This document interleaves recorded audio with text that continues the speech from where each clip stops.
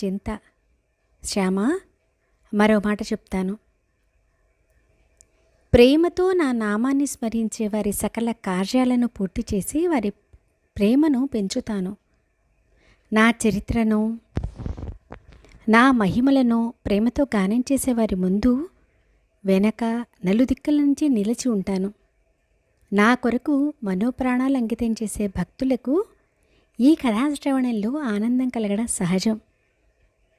నా కథా సంకీర్తనలు చేసేవారెవరైనా సరే వారికి ఎల్లప్పుడూ ఆనందాన్ని, సుఖశాంతుల్ని ప్రసాదిస్తాను.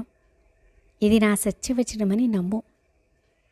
నా అనన్య శరణు చొచ్చి విశ్వాసంతో నా భజన, నా ధ్యానం, నా స్మరణ చేసేవారిని నేను ఉద్ధరిస్తాను.